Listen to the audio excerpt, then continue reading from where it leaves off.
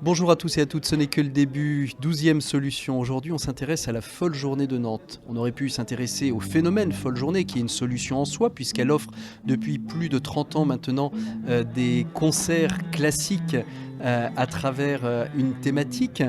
Eh bien non, on a décidé de s'intéresser à la face cachée de la Folle Journée, puisque dès le départ, René Martin a souhaité que tous les publics puissent être associés à la Folle Journée, que l'on soit à l'hôpital, que l'on soit en prison, que l'on soit dans les collèges ou dans les lycées. Et nous, on s'est intéressé aux ateliers de retranscription musicale. En effet, des jeunes des quartiers ou du conservatoire, depuis 3 mois, travaillent à travers une œuvre classique à la retranscrire dans un style de musique actuelle, jazz, funk, rock, metal. Et nous sommes allés à la rencontre du groupe Yolla, qui est un groupe des jeunes de la classe de musique du conservatoire, pour découvrir un petit peu quels étaient leurs parcours, qu'est-ce qu'ils ont pu découvrir à travers ce projet. Baptiste à la guitare, Geoffrey au chant. Et Émile à la basse. Alors comment vous avez abordé ces transcriptions ? On a joué beaucoup de thèmes, on a regardé ce qu'on pouvait en faire, on a essayé de les articuler, on a essayé aussi de trouver une direction artistique dans le style, mais après on a un petit peu mélangé aussi les couleurs, les styles. Et ensuite, c'est à force de répéter, de voir ce qu'on pouvait faire, d'essayer des transitions, on s'est fixé sur certains thèmes, certains morceaux. Et petit à petit, on arrivait à un résultat et on essayait de garder et de peaufiner le tout pour arriver à finir un morceau correct. Alors, les 4 saisons de Piazzolla, il n'y a pas de chanson. Comment vous écrivez un texte là-dessus ? Alors... Dans le bus, c'est vrai ? Ouais, j'ai écrit dans le bus, ouais. Il pleuvait. Donc, je sais pas, ça marchait bien. Ça marchait bien avec le temps. Et pourtant, ça commence, si je me souviens bien, par Sun, c'est ça les premières paroles, non ? Silence. In the silence, par rapport au texte, en fait, Éléonore, la chanteuse, a repris le texte.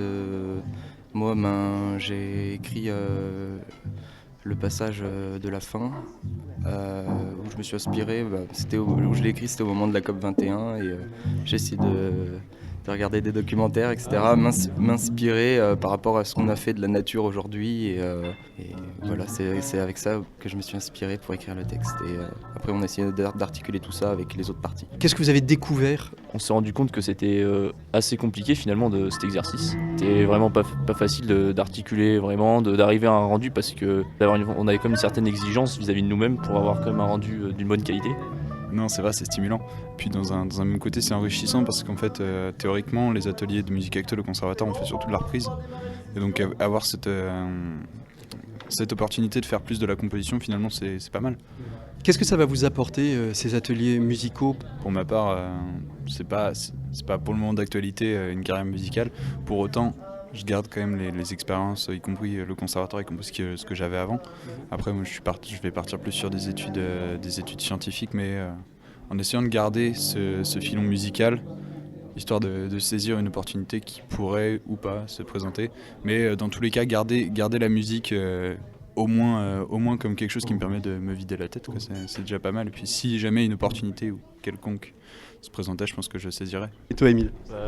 Oui, je pense que c'est un peu pareil. Je pense qu'on sera content plus tard d'avoir eu ces expériences et d'avoir un bon niveau musicalement. Par exemple, si on veut jouer dans d'autres groupes, etc., de façon amateur. Ou après, de là en faire aujourd'hui, j'ai pas vraiment envie d'en faire mon métier, mais je suis très content de participer à ce genre de choses qui sont enrichissantes du point de vue musical.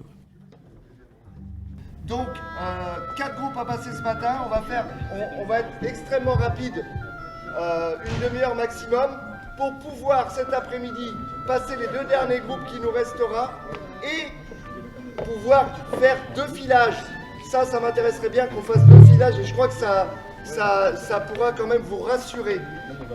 Voilà, sans plus tarder, je laisse la place à Mathieu et si vous avez des questions annexes, vous pouvez toujours... Philippe Schmurat, je suis attaché au Centre socioculturel de Bellevue sur les projets culturels et la vie de quartier.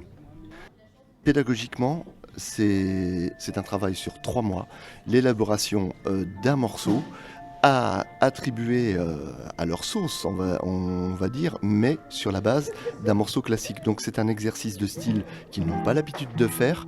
Donc pour certains, en tout cas, je retiens chaque année quelques groupes qui me disent la même chose, c'est que merci, parce qu'en 3 mois, puisque c'est un projet sur 3 mois, on a gagné au moins 2 à 3 ans de pratique.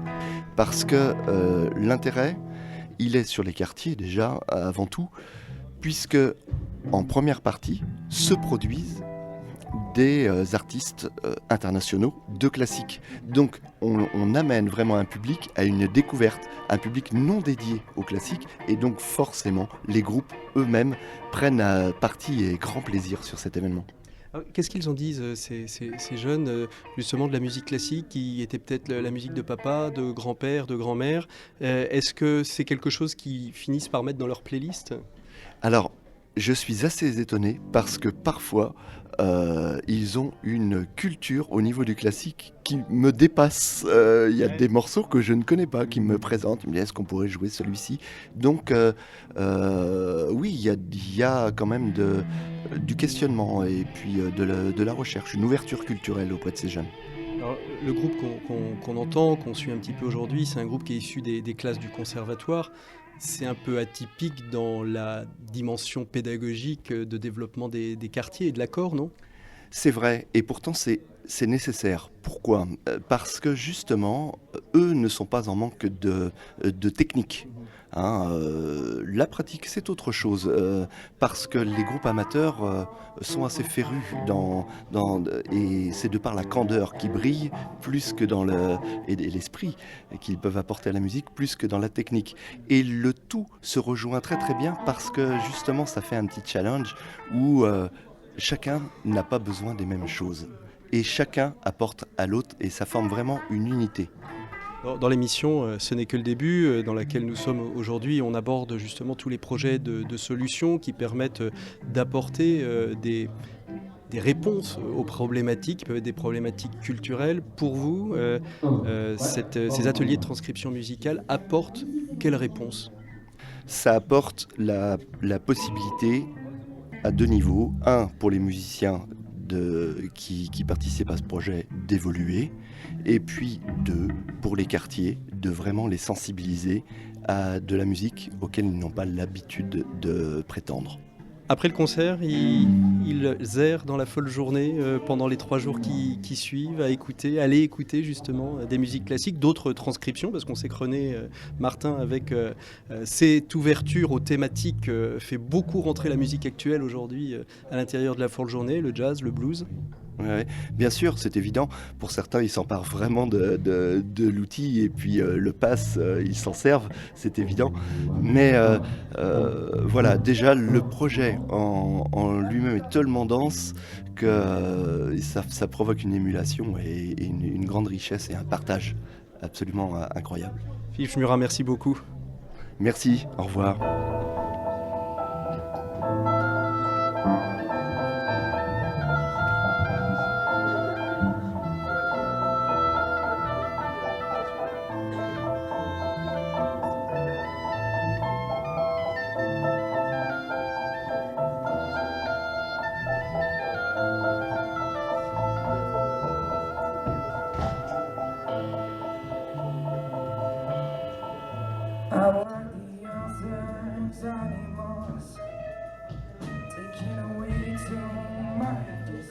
La transition avec le hautbois, là d'un seul coup, alors que le moment est super, moi j'adore ce moment, j'ai l'impression que je suis plus sur scène, je suis dans votre local de répète. Ouais, on se recule un peu, hop, je me remets mon machin. Toi, t'es obligé avec ton instrument, voilà. Mais là, il faut trouver un truc parce que ça flotte, alors que c'est un moment vachement riche de sens au niveau musical, mais sur scène, ça flotte complètement. Genre, on attend, ouais, elle a dit qu'elle voulait faire du hautbois, on lui a dit d'accord, vas-y, fais-le ton hautbois. Ça fait un peu ça, alors que musicalement, il y a un vrai sens dans le morceau qui est super. Alors moi je m'appelle Mathieu Rimbert et je viens pour la dernière étape des groupes sur le travail scénique. C'est pas un travail facile la scène parce qu'on est habitué à travailler la musique, nos contenus, notre instrument. Pour moi ce qui est important c'est qu'ils se positionnent. Et donc c'est pour ça, c'est ce que je leur ai dit en introduction, je leur donne des choses très tranchées pour qu'ils se positionnent franchement. Parce que pour moi, c'est ça ce que j'essaye de leur transmettre, c'est que la musique, c'est livrer un message, délivrer des émotions. Il faut être clair dans ce qu'on veut transmettre pour que ça serve la musique. Qu'est-ce qui vous a amené à être présent ici? Alors moi, j'ai travaillé 6 ans au Conservatoire de Cholet, au département musiques actuelles, où on accompagne des groupes sur leur projet artistique. Donc c'est le cœur du métier que j'ai fait pendant 6 ans. Et en parallèle, j'accompagne aussi des groupes en résidence. Donc c'est cette compétence que je mets au service de ce projet-là aujourd'hui et que j'ai mis les années précédentes aussi. Qu'est-ce que ça apporte aux jeunes ? Je pense que c'est très important dans le domaine artistique d'avoir un cadre. Parce que le cadre permet d'avoir une finalité et donc de travailler des choses. Et ce projet, non seulement il donne un cadre, mais en plus il y a plusieurs concerts et des intervenants qui sont vraiment de très grande qualité, qui vont faire travailler un contenu qui n'est pas habituel. Parce qu'ils ne sont pas habitués à reprendre de la musique classique. Donc ça bouleverse beaucoup de choses et ça donne, je pense, à ces groupes une vraie dynamique qu'ils vont réinvestir ensuite dans leurs projets personnels et dans leurs projets de scène futurs.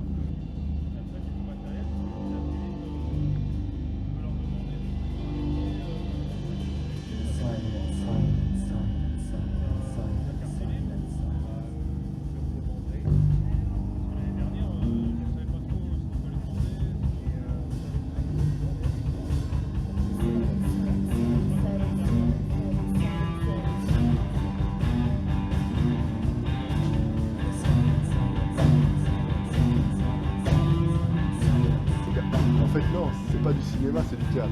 Et là, c'est la même chose, c'est sur une scène. Donc il faut avoir exagéré un petit peu le trait de la façon dont vous communiquez la musique aussi avec votre corps. Je veux dire par là, si ça commence, il y a beaucoup de passages qui sont super où ça monte. D'ailleurs, dès le début, en fait. Ça monte, la tension, elle monte, la tension, elle monte. Là, il faut qu'on voit la tension qui monte. Faut que... Je prends toujours cet exemple-là. Nous laissons donc le groupe Yola à sa répétition avec Mathieu Rimbert. Nous retrouvons la semaine prochaine pour une 13e solution. En attendant, vous pouvez bien évidemment retrouver et dénoncer des solutions sur la page Facebook Ce n'est que le début. Vous pouvez retrouver toutes les vidéos sur les réseaux sociaux de Sun, Dailymotion, YouTube et bien évidemment le site internet avec le podcast sur www.lesonsuniques.com et puis le fil Twitter @SunDébut. Moi je vous souhaite un très très bon week-end à la folle journée si vous y allez. Et rendez-vous la semaine prochaine.